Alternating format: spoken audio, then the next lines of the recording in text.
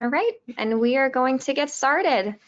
So hi everyone, and thank you for joining us today, and welcome to today's Microscopy Masters webinar with Dr. Jan Kranich from the Ludwig-Maximilians-University of Munich on ways to analyze interactions between lymphocytes and extracellular vesicles. So before the webinar begins, we'd like to go over some quick house rules for the webinar.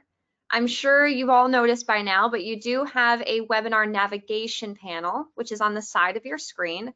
This is containing a few different sections. If you'd like to more clearly see one specific section, you can simply click the expand icon, which is located in the top right corner of each section. Today's webinar will last about 45 minutes, leaving approximately 15 minutes for Q&A at the end. And you are more than welcome to submit any questions that you have throughout the webinar via the chat section located within your panel. However, we will only be answering questions during the Q&A session. If we are, for any reason, unable to get to your questions, then we will email them to Jan, who will try to answer them separately with the email address in which you registered with. Within your navigation panel, you're also going to find a handout section. Here you can find our company brochure telling you a bit more about ONI and our offerings. So please feel free to have a look there or on our website, of course, located at oni.bio. And please note that today's webinar is being recorded. Within the next day, you're going to receive a thank you for attending email with a copy of today's webinar to refer back to. In addition, a video recording of today's webinar will be stored on our resources section of our website. And now I would like to introduce you to our presenter for the day, Dr. Jan Kranich. Carried out his PhD at the University Hospital of Zurich in Switzerland before moving to the Garvan Institute of Medical in Sydney, Australia for his postdoctoral research. He then moved to the LMU in Munich to work for Professor Thomas Brocker, where he currently is a group leader at Institute for Immunology. His group investigates T-cell responses in different contexts with a recent focus on the interplay between T-cells and extracellular vesicles, which will be the focus of today's webinar. And with that, I will pass it over to you, Jan, to begin the webinar. So, hello everyone. It's really a great pleasure for me to present here my research today. Also, thank you to Caroline for the introduction and to the people from ONI for the invitation to give this webinar. So, as it was already mentioned, I will talk about ways how to analyze interactions between lymphocytes and extracellular vesicles today. So, to start, I would like to give you a brief overview of what I'm going to talk about. So first I will give you a short introduction about EVs, and then I will tell you about our novel phosphatidylserine binding reagents and about the in vivo labeling of PS positive cells, so phosphatidylserine positive cells, and how we analyze cells that have bound EVs by imaging flow cytometry and with the nanoimager. And in the end, I want to briefly address the question whether PS is a good EV marker or not. So what are extracellular vesicles? There's basically three main types of EVs. So the largest of them are the apoptotic bodies. They are only secreted from apoptotic cells. And during apoptosis, a cell basically disintegrates into these apoptotic bodies. They're shed from the plasma membrane and can contain mitochondria, nuclear fragments, other organelles, of course, lots of different proteins. Then you have the microvesicles, which are secreted from basically any cell. And microvesicles can contain small organelles, mitochondria or fragments of mitochondria, different species of RNA. And as they're shed from the plasma membrane, the surface proteome will, at least to a certain extent, reflect the proteome of the mother cell. And then you have the smallest vesicles, the exosomes.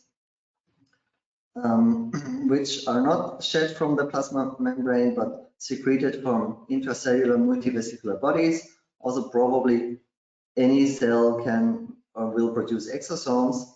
Exosomes also contain different sorts of proteins, especially proteins that are involved in extracellular transport, different species of RNAs, and the surface proteome of exosomes might not necessarily reflect the surface proteome of the mother cell, as they come from intracellular multivesicular bodies. So here you see the different sizes of the different extracellular vesicles. So here on the left you have the smallest ones, the exosomes, which have a size range of about 50 to 130 nanometers. Then slightly larger are the microvesicles, which start about 100 nanometers and can be up to 500 nanometers in size. The largest vesicles are the apoptotic bodies, 1,000 to 5,000 nanometers, so they can almost have the size of a small cell. So studying EVs is quite challenging, especially because they're so small, so you cannot analyze them with normal microscopy. They're quite hard to isolate. No matter what isolation method you use, you will always have some impurities. You will isolate proteins or lipids, and you always have to assess how pure your isolation is. You can basically only really isolate them from body fluids, like from liquid biopsies, from blood or urine, for example, or from cell culture. It's currently not really possible to isolate them from organs, because when you homogenize your organs, you will induce a lot of cellular debris that you probably won't be able to distinguish from your extracellular vesicles. And they're also quite hard to produce in large amounts. What also adds some difficulty is that there's not really lots of specific markers that can be used to discriminate the different kinds of extracellular vesicles. So you do have some markers that are enriched in exosomes that are also often used to define exosomes, and these are the tetraspanins like CD9, CD63, and CD81. And then there's phosphatidylserine, what we are using, and more on that later. So there's also quite a few different methods that people use to isolate extracellular vesicles. So you can precipitate them, you can isolate them via ultrafiltration. What we use a lot is size exclusion chromatography, and also ultracentrifugation or density gradient centrifugation. And there's also quite a few immunoaffinity methods by now. But it will be always a trade-off between EV yield and EV specificity. Really, none of these methods is perfect, and because you will also always have contaminants, it's required that you do a thorough follow-up characterization and quality control to really define what is in your isolation. So here you see some standard methods for EV analysis. So you normally start after you purified your EVs with a nanoparticle tracking analysis, which will give you the particle count of your sample. It's quite easy to do. The problem with this method is that it will basically count any particle that is in your sample, no matter if it's an EV or not. So the gold standard of EV analysis is still considered to be electron microscopy. Also, even though that's can be quite difficult to do, and not all labs have this equipped with an electron microscope. A more easy method, and also very standard method, is Western blot, where you look for these tetraspanins, for example, seeing which fractions they appear. And now a new method that is gaining a lot of popularity at the moment is single molecule super resolution imaging of EVs, especially the STORM microscopy. So STORM stands for Stochastic Optical Reconstruction Microscopy. And for this, you need photoswitchable fluorochromes or blinking fluorochromes. And then when you collect several frames, you basically collect the location of these blinking events, and you use these locations to reconstruct your full image.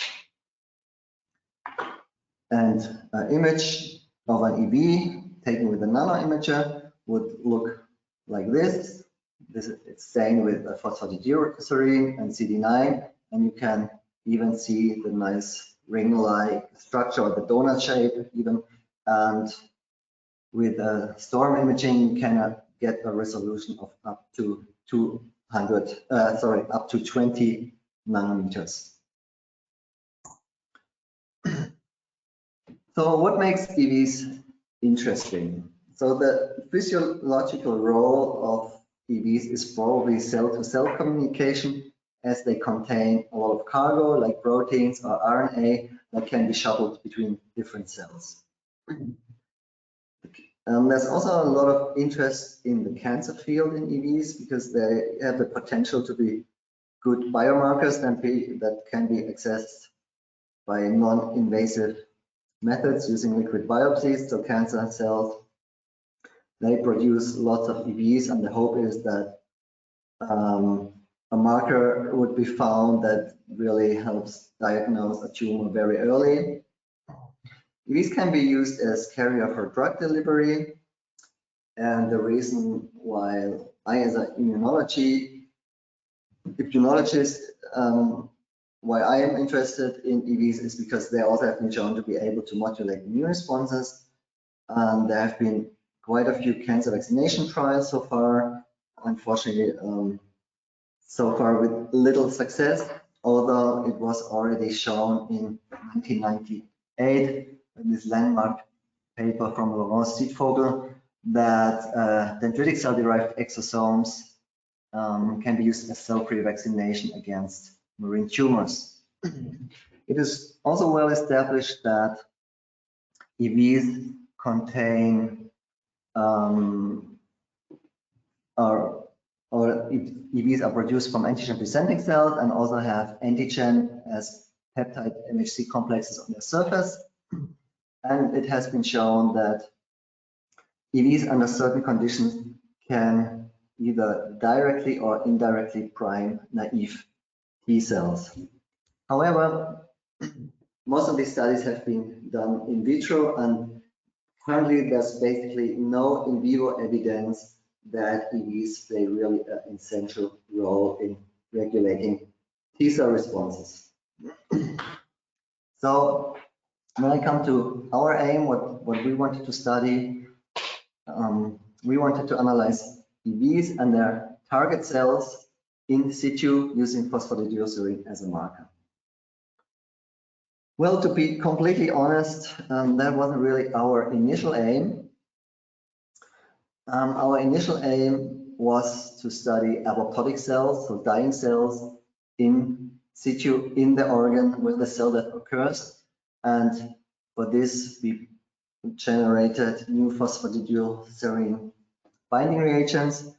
And why we ended up studying EVs, you will see during my presentation.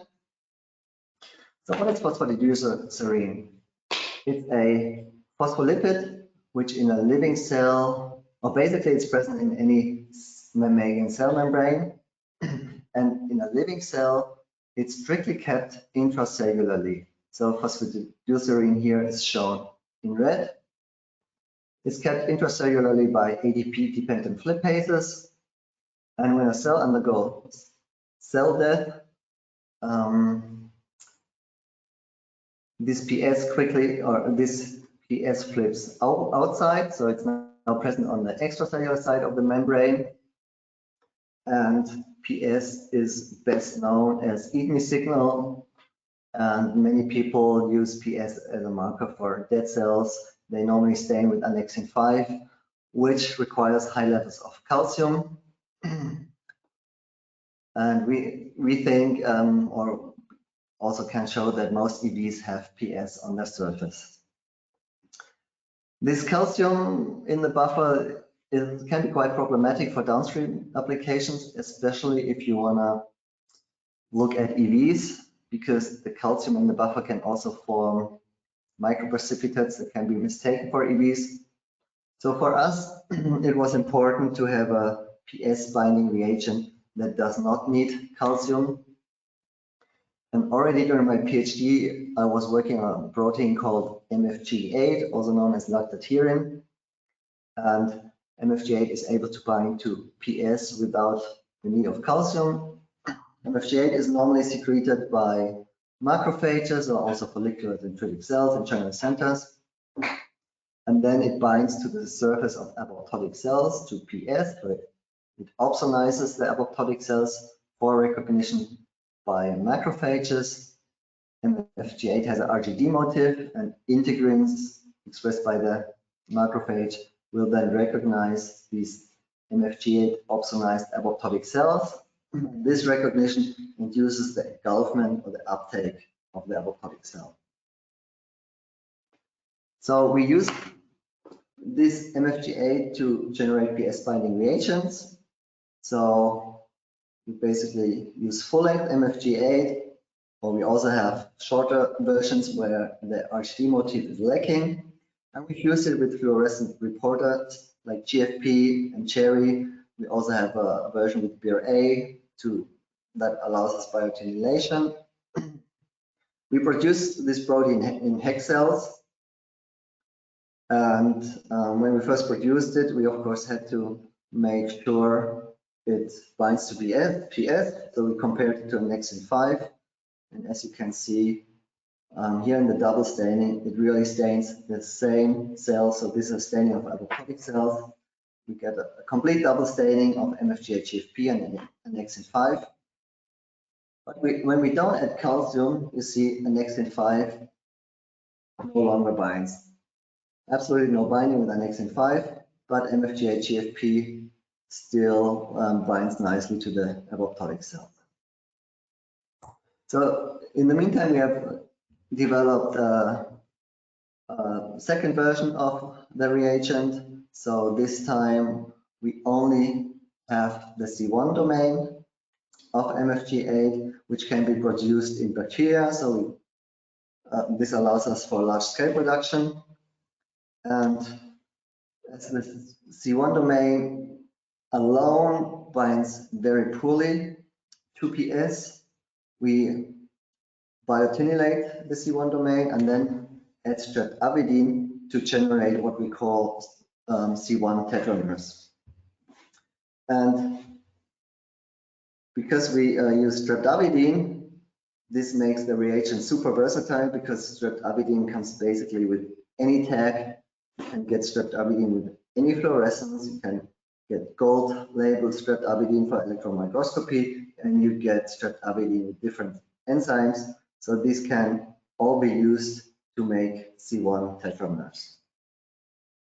And it has extremely good sensitivity and also extremely good specificity.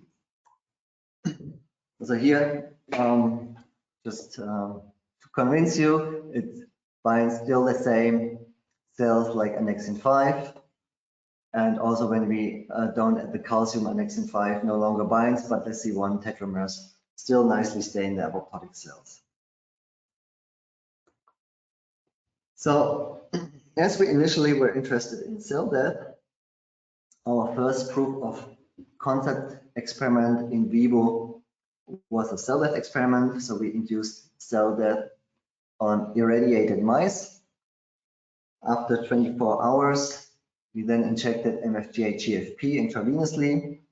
We leave it in for 1 hour and then take out the spleen and the bone marrow and analyze the cells by imaging flow cytometry, which was really crucial that we used imaging flow cytometry.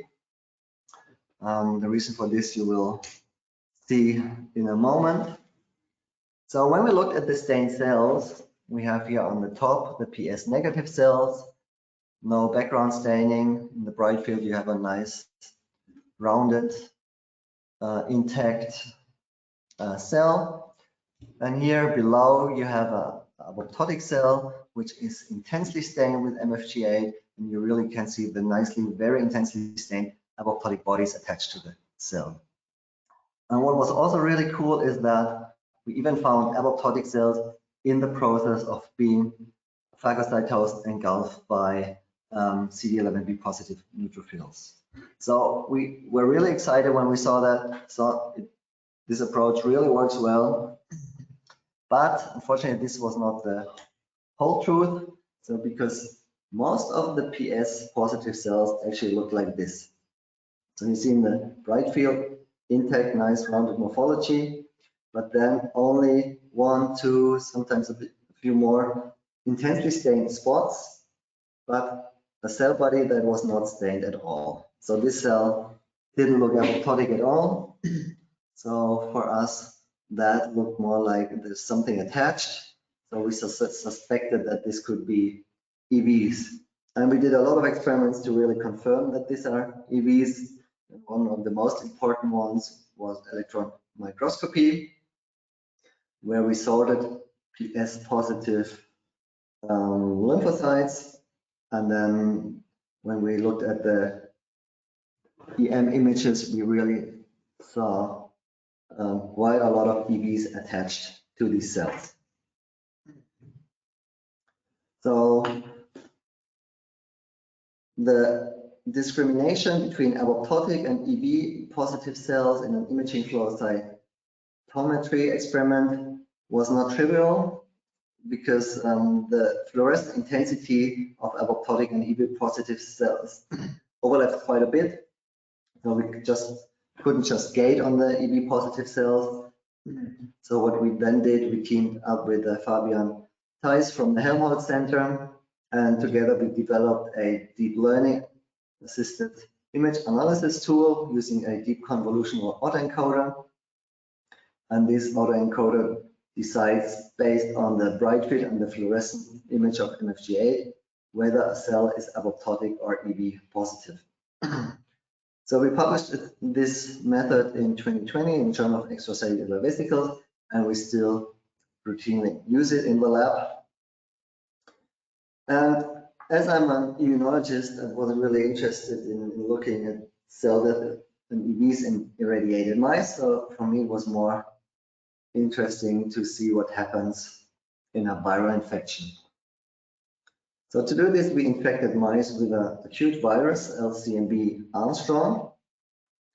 And on the peak of the immune response on day 5, we did the in vivo PS staining by injecting MFG8 GFP. Again, we leave it die in for an hour, then take out the spleen, and then analyze the splenocytes by imaging flow cytometry. And now, using our deep learning method, we can really discriminate the apoptotic and the EV positive cells. You can see which cells are dying and which cells bind the EVs. And on the left, you have the apoptotic cell. And if you look just at the scale of the y-axis, you already see there's much fewer apoptotic cells than there is EV positive cells. So true apoptotic cells are actually really rare. So in a spleen of a healthy mouse, we find only about 250,000 apoptotic cells. This goes up to 1 million in infected mice, but it's still not a lot. In contrast, in a non-infected mouse, we already have about 2 million cells that are decorated with EVs, and this goes up to more than 8 million in infected mice. So, and what are the cells that bind EVs? So it's B cells mainly. So B cells seem to be real EV magnets, because already in non-infected mice, B cells bind quite a few EVs, and goes really up after infection. But most interesting for us were the CD8 T cells, the cytotoxic or killer T cells. Because in non-infected mice, they don't bind any EVs, but in infected mice, they really bind lots of them. So and then when we zoom in at the CD8 T cell subtypes, so looking at the naive T cells here in this gate, or the central memory T cells here and the effector T cells, we see that naive T cells, they don't really bind any EVs. Central memory B cells, they do bind some, but it's really the effector cells that bind the EVs. And sometimes up to 60% of all effector T cells are decorated with EVs. And what's also interesting is that this EV binding is transient. It basically peaks on day 5, and we also have the peak of the T cell response. Then it's already reduced by day 10, and by day 15, when the infection is cleared, you basically don't have any EV binding anymore. It's even lower than in non-infected mice. So of course, now we were interested, what kind of EVs are these? Where could they come from? So to answer this, we try to stain the EVs with different markers that could be interesting. Like we use CD9 and CD63 as exosome markers, so those could indicate exosomal origin. We use MHC class 2, and in the mouse, T cells do not express MHC class 2. So only antigen-presenting cells express MHC class 2. We thought if that is present, then that would be good evidence that these EVs come from antigen-presenting cells. And as there were reports that EVs can stimulate T cells, we looked also for molecules that are important in T cell activation, like CD54, ICAM1, which is important for the immunological synapse, and CD86, which is an important co-stimulatory molecule that is needed for full T cell activation. So, and we started by comparing the mean fluorescence intensities of these markers on EV positive cells and MFG8 negative or PS negative cells, and we saw for all these markers a significantly increased MFI on the effector T cells, indicating that maybe this signal comes from EVs that are bound. So since we did imaging flow cytometry, we could look at the actual images, and as you can see, all these markers have a similar staining pattern, also a spot-like staining pattern, like the MFG8 staining. And by defining masks, that would basically identify the spots. This allows us to perform a spot count, so we can actually count how many spots of each marker there are on the cells. So we did this for EV positive and EV negative cells, and for all the markers we analyzed, we always found more spots of the marker on EV positive cells than on the PS negative cells.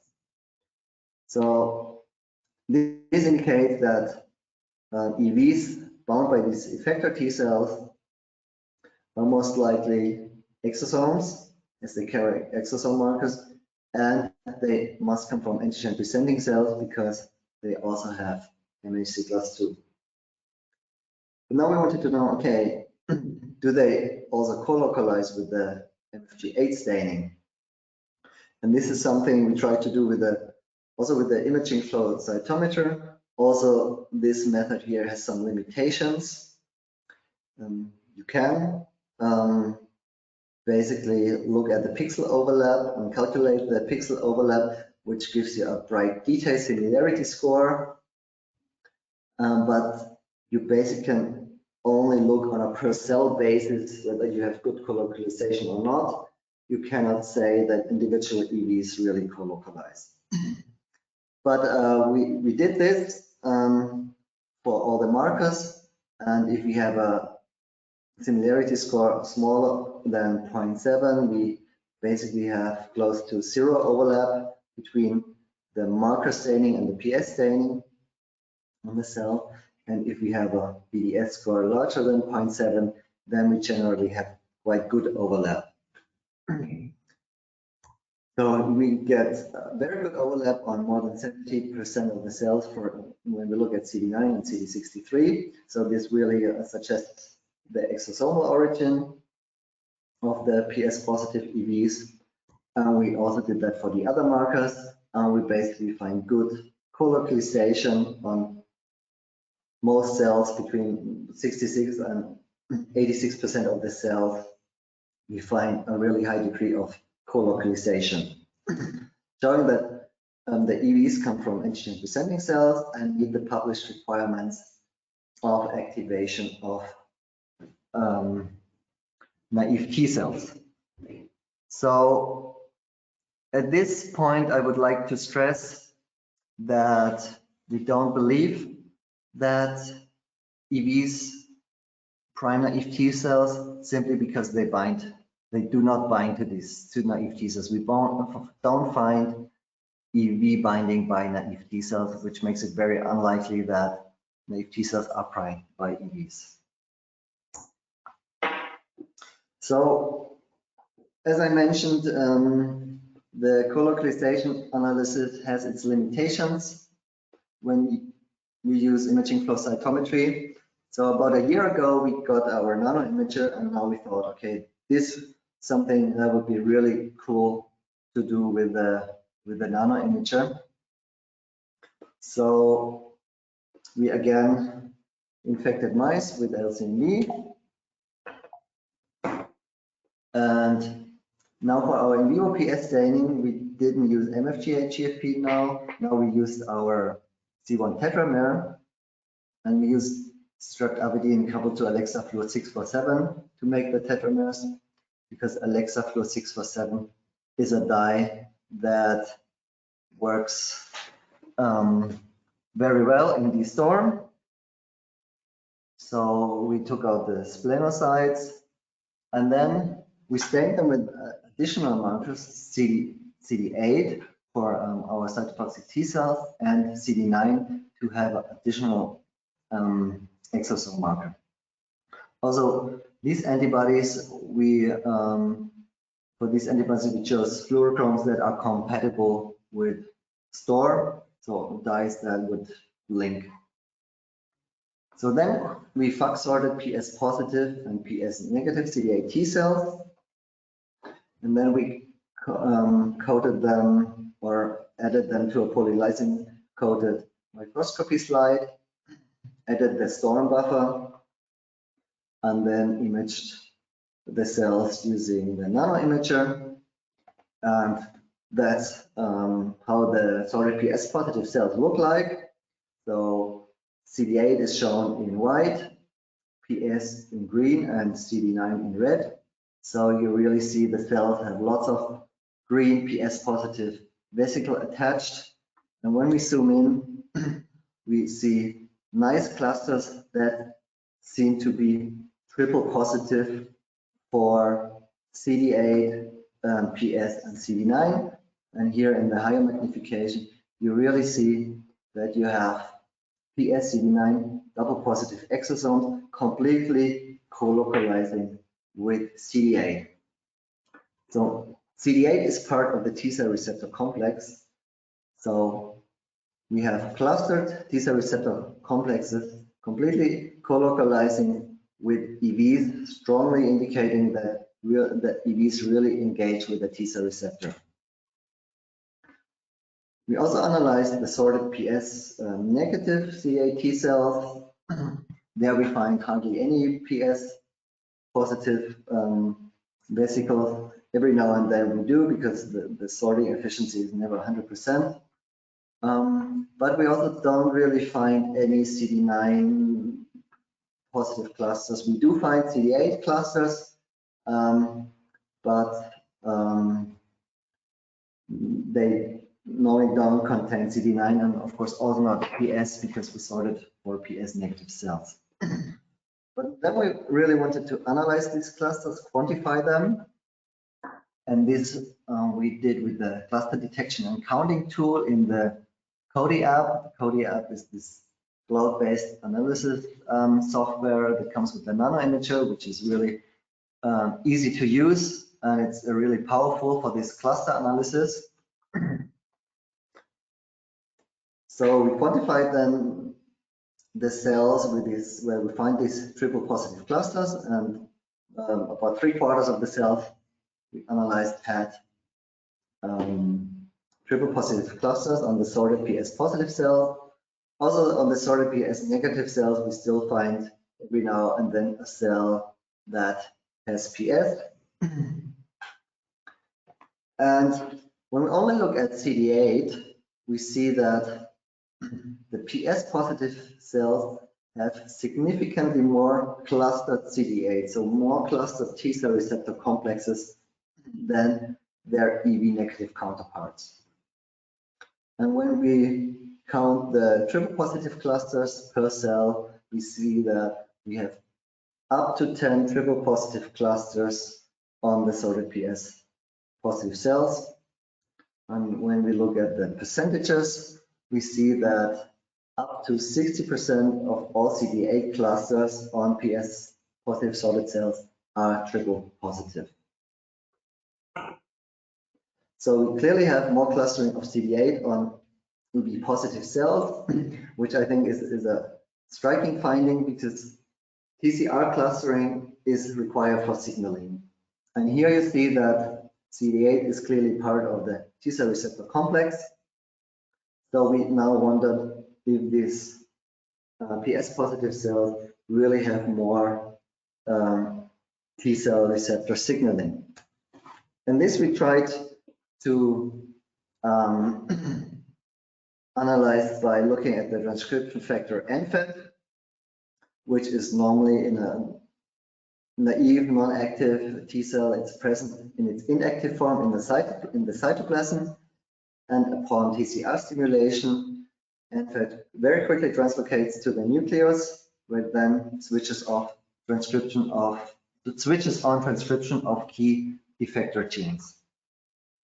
And this we analyzed by imaging flow cytometry by looking at the location of NFET. So whether it's in the cytoplasm or in the nucleus, we did co-stainings with DRAG5, which is a nuclear marker.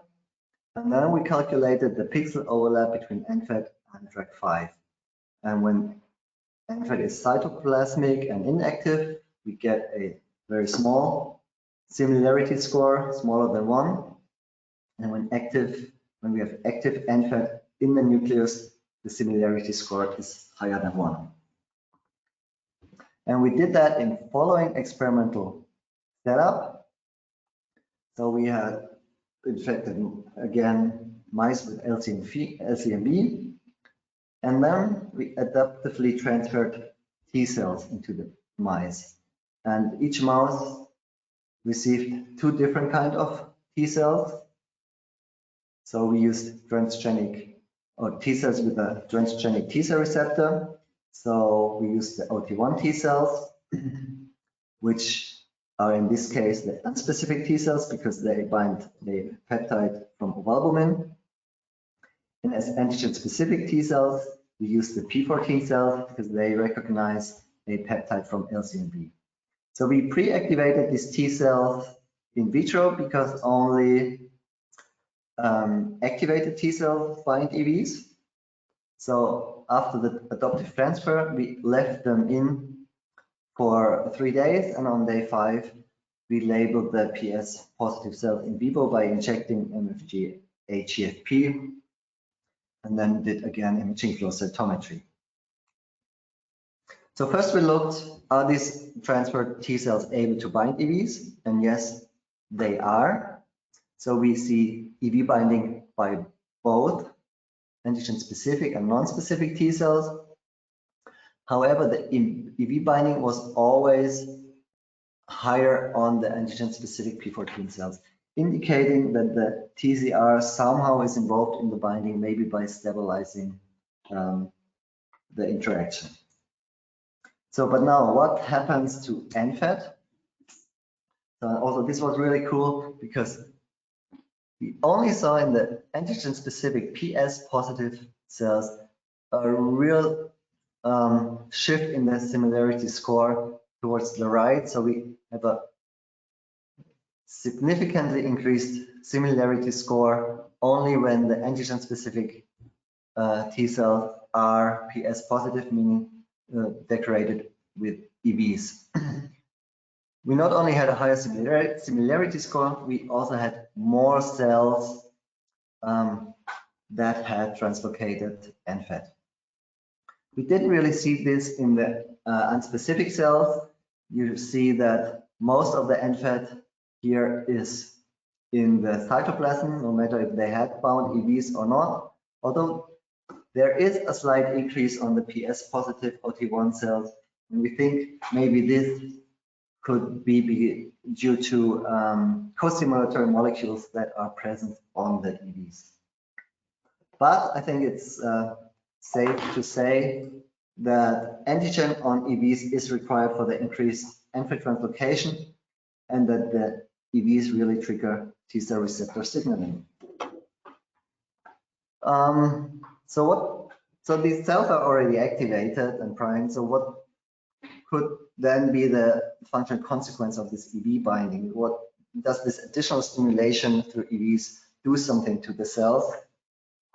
And we try to answer this by performing a RNA-seq experiment on sorted EV positive CD8 and EV negative CD8 T cells.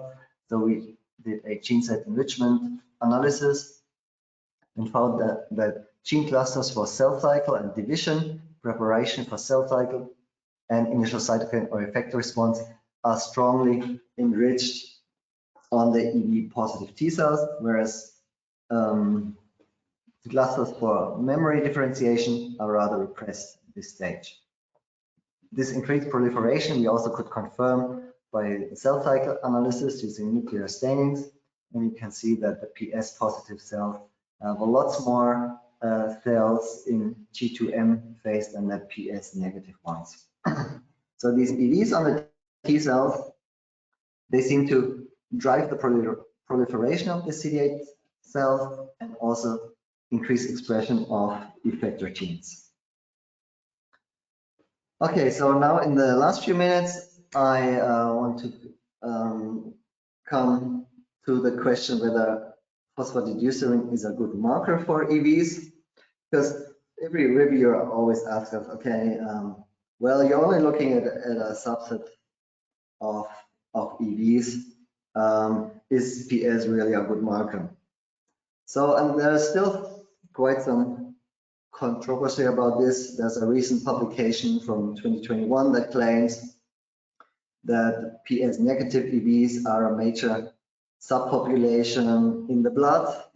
But the problem with these previous studies is that they always used annexin 5 to stay in PS. And annexin 5 is far less sensitive than our C1 tetramer. So we tried to assess this first with imaging flow cytometry. We isolated EVs from serum or plasma by size exclusion chromatography, and then just looked how many cells are staying with how many EVs are staying with the C1 tetramer. And basically, we hardly found any PS negative EVs. More than 90% always were PS positive. In contrast, when we used annexin 5 for this, the maximum what we could get was 20% EVs that were positive for PS. Well, with the imaging flow cytometer, we hardly detected any PS negative EVs, but the sensitivity of the imaging flow cytometer is also limited. What if we would miss all the small exosomes? So we thought, okay, the ideal way to do this is with the EV profiler kit and the nano imager. So to do this, we again collected EVs by size exclusion column from serum and plasma. Then we used the UNI chip that comes with the EV profiler kit and use different capture method. So we either capture with our C1 tetramer or the S4 reagent from the kit, which also binds to PS, or we use capturing with CD9 and CD81, so tetraspanins that should really capture exosomes. So, and then we would based on the capturing method, we would stain with different antibodies. We would restain with anti-CD81 or anti-CD9 or the C1 tetramer. And now we analyze this chip with the on the nano imager and use the Cody EV profiler app to characterize these EVs. This is similar to the image I showed you before, but this time we really only do the cluster analysis on the isolated EVs. And then we can determine which marker is present on the EV. So that's the result.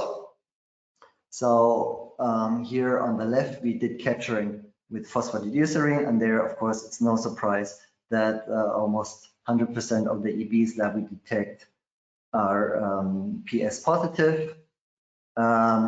We don't really have any CD9 single positive EVs, but we have about 50% double PS CD9 double positive EVs. When we now capture with CD81, the picture is very similar. So all the EVs, almost all the EVs that we detect are PS positive. We only have very few CD9 single positive EVs, and a bit more than 50% of the EVs are double positive for CD9 and PS when we capture with CD81. When we capture with CD9, we again hardly have any EVs that are only CD81 positive. Close to 100% of all the EVs are PS positive. About 60% are double positive for PS and CD81. So until now, it seems like PS negative EVs are very rare when we use tetraspanins for EV capturing. And this is still an ongoing study. We want to include more markers with this. But basically now I'm at the end of my presentation, and to conclude, I would like to summarize the most important points. So I showed you our PS analysis platform. Using this, we can now really reliably analyze interactions between EVs and their target cells in vivo. And I showed you that in an acute virus infection, the effector T cells strongly bind EVs that originate from antigen-presenting cells, and this interaction triggers the TCR, increases the proliferation of the T cell, augments the effector gene production, and therefore we think that EVs might act as a sort of danger signal, indicating or signaling to the cell that virus is still around and that effector cells are still needed. So the fact that we don't see EVs on naive T cells strongly speaks against priming of T cells by EVs. And so far, most of the EVs that we analyzed are PS positive when we use our C1 tetramer, which is very sensitive. And we really have troubles finding PS negative EVs.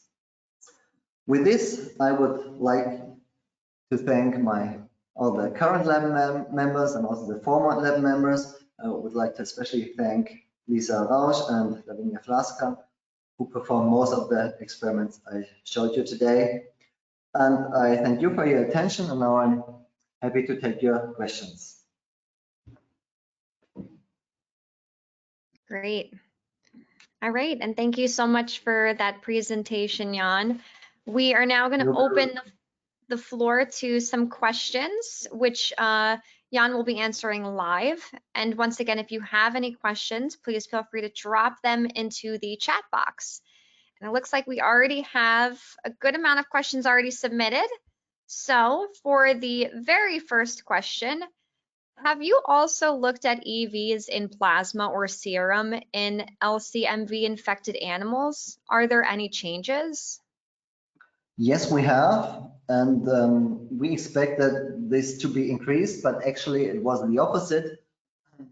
We found less EVs in plasma or serum in infected mice. So we don't know yet why this is, but we think that the spleen and the cells in the spleen act as a sink for EVs. So because LTMV destroys the splenic microarchitecture, so we think that EVs can now flood the spleen, and then T cells and B cells and macrophages bind these EVs, and that could be the reason why EVs in the blood and serum are actually reduced. Okay, great. Next question. Is there a way to discriminate cell-attached EVs that are being produced and shed from mother cell from the ones that originate from other cells? So this, generally speaking, this is difficult. I mean, in the case of the T cells, we know that these EVs cannot come from the T cell itself because we find MHC class 2 on these EVs. So they have to come from antigen-presenting cells and cannot be EVs that are in the process of being secreted by the T cell. We don't really know when a EV becomes phosphatidylserine positive, when it's secreted or shed from the mother cell. So my suspicion is that it takes a certain amount of time before PS appears on the surface. So I think that EVs that we detect with our approach are normally not the ones that are currently being released from the cells. Okay. Next question. Someone said, hi, very interesting talk. I was wondering whether endocytosis of EV is needed for T cell signaling. We don't have any evidence that these EVs are taken up by the T cell. It rather looks like they're not taken up. It looks like they're only sticking to the surface but are not internalized. Because when we look, for example, at macrophages, there the signal is clearly intracellular, but we never see this for the T cells. Okay, next question from Mohammed. What is the best way to deal with the swarm effect apart from dilution? Sorry, can you repeat that? The connection dropped out a little bit. Of course, no problem. What is the best way to deal with the swarm effect apart from dilution? Oh, yeah. Well, I think the best way is actually dilution. Yeah. This is, of course, very tricky. But if you do a titration curve, that's normally what we do. We don't really do anything else apart from that. Sorry that I can't give a better solution to that. But yeah, we only have that when you do flow cytometry. I would suggest analyze your EVs by as many different methods as possible. Okay, great. All right, our next question. Did you see any differences in EV attachment between CD8 plus and CD4 plus T cells? Not really. So CD4 always bound less EVs, but it seemed to be the same EVs. They were also positive for MHC class 2, for exosome markers. So the only difference was that they bind less EVs. Okay. Our next question, someone said, I may have missed this. Why do the effector T cells go down at day 15? Because the virus is cleared, the immune response has come to an end. So the virus is cleared normally by day 8. So we see already this drop by day 10, and by day 15, most of the effector cells are gone. But also the EV binding generally is gone on all the cells. So, and why that is, why we don't find any EV decorated cells on day 15, we don't really know yet. Okay. Our next question. Can you explain how you assessed co-localization using DStorm based on clusters? And if you ever compared this to the pixel overlap?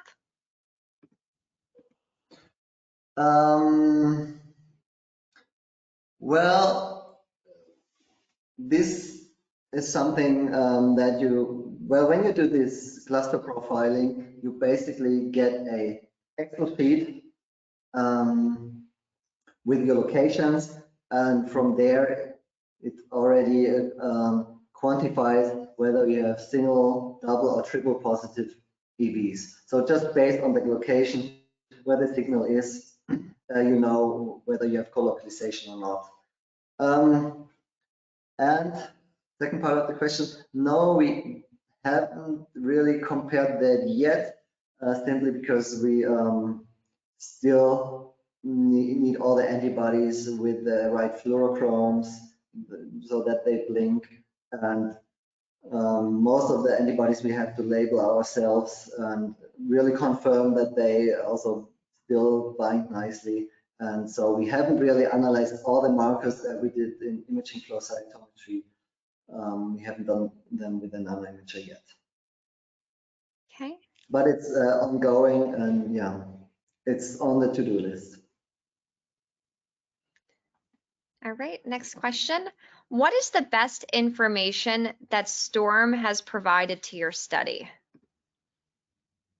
Well, clearly the CD8 clustering and the EVs really engaging with the T cell receptor, which nicely fitted into all other results that we obtained with imaging flow cytometry. And now we use this for the EV profiling and also assessing if they're really PS positive. I think there the nanoimager is really helpful. What we're also doing at the moment is profiling EVs from the blood, from infected and non-infected mice, to see if we see differences there. And we also hope to gain some useful information there.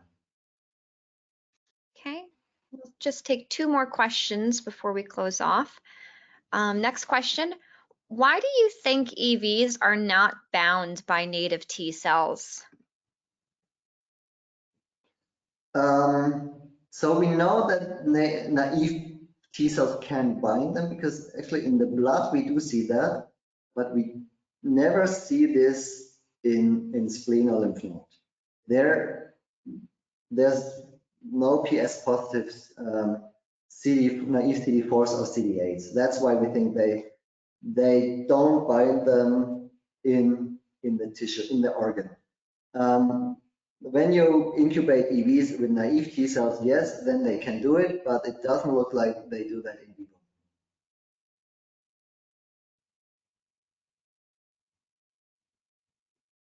Our last question that we will take is, what would you say are the best features of using the nanoimager for single molecule imaging? Well, sorry, the connection was bad again. If the nanoimager is the best method for? What would you say are the best features of using the nanoimager for single molecule imaging? Well, you can analyze several markers simultaneously and really see if they're present on the same EV. And you also get like size information. You see the area that is covered by your staining. And you can also see if there's lots of staining or only little staining. So, you know, so with PS, we always get a strong signal. With other markers, we only get a few locations, so indicating that this molecule is less prevalent on the EV. I think these are all very useful information that you can get with a nanoimager. Okay, great. And it seems we are now at time. So a very big thank you again for the presentation, Jan. And if we were unable to get to your questions, we're going to do our absolute best to email them to Jan to get to you individually. And once again, the webinar was recorded. Therefore, if you need to refer back to it, you can. And Jan mentioned a few different tips and tricks throughout this. If you want to take a look at our website, we can talk a little bit more about these specific techniques or your different applications. And thank you to all the attendees for joining us today. Upon exiting the webinar, you will receive a survey. Please fill out that survey to provide us feedback on your experience today, or to tell us if you're in need of being contacted directly by O&I for more information. And thank you again, and we hope that everyone has a great day. And thank you, Dr. So thank you very much. Thanks for having me, and have a good day. Bye.